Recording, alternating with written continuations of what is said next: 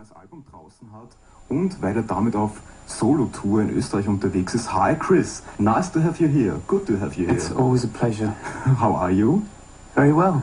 You know, millions of people here in Austria adore the sneaker bins and would like to have sex with all the sneaker bins and so on. But today you're here because, not of the sneaker bins, because of your solo stuff. Yes. You released a record called IAMX. So how did it come? It came quickly. Very quickly. Just to go back to that point, does that mean to the sex point? Yeah. Does that mean they don't want to have sex with me now that I'm an IAMX? I'm sure they would like to have sex with you. Oh, good. So it's possible this week to have sex with you. I'm not going to say anything more. Okay. Actually, the reason why I did it basically was Sneaker Pimps were kind of we're still together, we're still working together. Yeah. But we decided to change the way that we work and to try different production styles and different singers and all that kind of thing. So we had quite a lot of songs that we'd written or that I had written for the next Sneaker Pimps album that we didn't use. So I kind of developed them and I made them more personal and this is the result. So what's the difference between Sneaker Pimp stuff and IAMX music? I guess, per se, the main difference is really the lyrical content. I guess is very much about my head, my life, and my relationships, and my highs and my lows, and whatever. So it's kind of it's very specifically, almost painfully about me. Whereas Sneaker Pimps, we write together, so there's a collection of ideas going in, so you can't really tell who it's about and whatever. So it's more about me, and I guess the production style is slightly more synthetic, to use a word that somebody wrote. It's a bit more synthetic. I tried not to use as many guitars, and I tried to get away from writing on the guitar because I was finding that quite boring. Was it more satisfying to do a solo record?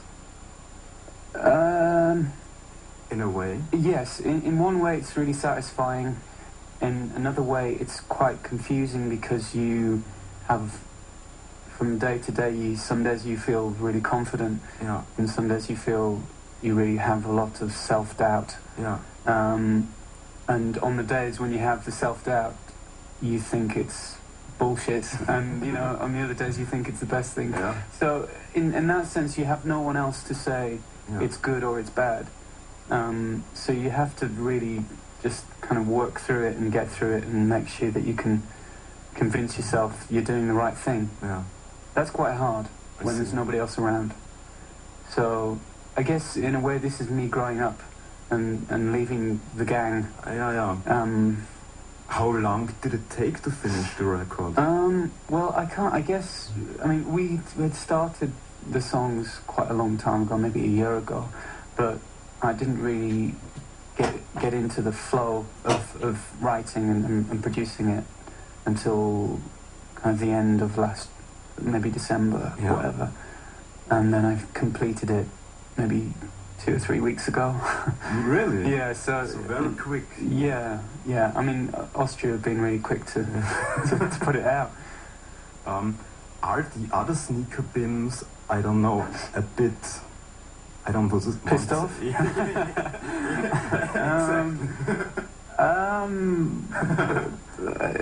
A bit?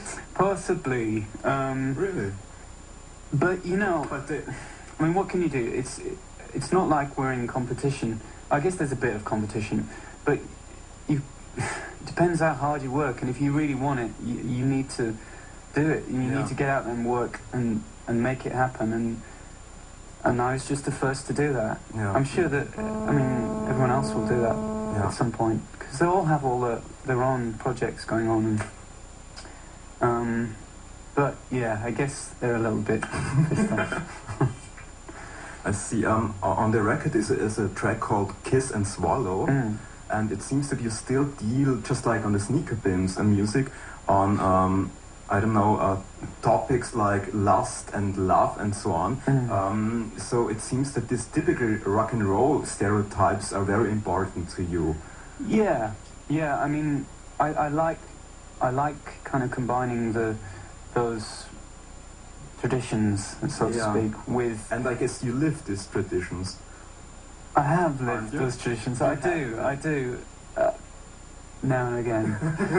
It depends what mood I'm in, really, and where I am in my life. And sometimes I feel like, really getting fucked up, and sometimes I feel like getting really fit. Everyone's up and down. So I guess there's enough for me to write about. Yeah. Okay. So. You still you call yourself now IAMX, and the record is called IAMX. Why? Why not? I don't know. There's a few reasons. The main reason is because our first album with our first kind of project as Sneaker Pimps was called Becoming X. Yeah. And we've always been slightly obsessed with kind of algebra and variables and weird symbols and things like that. And this is kind of my statement of saying I have become that thing that we talked about and that we were obsessed about. And I guess it's sort of saying I have become an adult, or I've grown up. And are you satisfied right now? I'm satisfied this second, this moment, yes. I'm quite happy. Okay, so let's listen to your first single from the IAMX record. It's called Your Jaw Is My Low. Yes. Maybe you could tell us what this song is about? Yes, I can. Please. It's kind of dirty. It's about sex. But it's a kind of about the balancing, how in a relationship you kind of balance how your sexual activity grows or doesn't grow, and comes and goes, and if you get other people involved, and if you don't get other people involved, and just the way that sex is up and down, and it drives you to do strange things, and this is about a particular experience that I had once. Okay.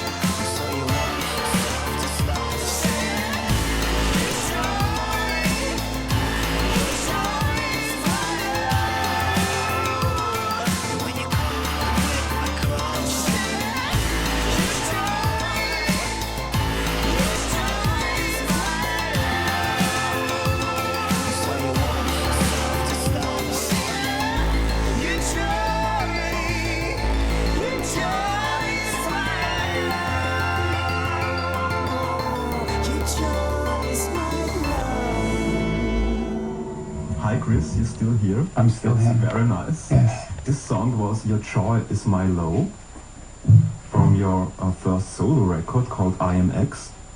I remember on the last Sneaker Pimps tour, you cut some girls their hair. Do you remember? I did, yes. I do remember. I don't want to say groupies. I will always cut. I will always cut girls' hair. Yeah? One, it means that I have physical contact with a female, which is always good. Yeah. And yeah, two, sure. and two is I enjoy making something that I would like to have myself. Yeah. I did it recently actually for another girl, another fan, and I was very jealous because it was kind of exactly what I wanted. Yeah, that's nice. So yeah, I'm willing to do that. Okay, 50 euros. Yeah, 50 euros a Chris cut. Corner Yes. Okay, so you're on tour this week. Mm-hmm. So will you only perform solo stuff, or could people also expect Sneaker Pimps music, some Sneaker Pimps classics? No, Okay. unfortunately. If you get me drunk and give me a guitar, maybe. But And some amphetamines. and some amphetamines, yes. I might get quite excited and play some Sneaker Pimp stuff. Okay. But not this time. I'm trying to explain myself. Okay. So I guess a lot of listeners would like to know the Sneaker Pimps are still alive. Yes. So when could people expect new Sneaker Pimps music? We have finished possibly half of an album's worth of material. We're still working on the rest of it. So I think maybe by the end of summer we will have finished. Mm-hmm. And either late in the year or early next year. Mm-hmm. Fingers crossed. Wasn't it hard to decide what's a Sneaker Pimps song and what's a song for your own record? Yeah. Yes. I mean, those songs were the songs that we were developing, Yeah. that I'd written for the next album. And I liked them, so I used them for IAMX.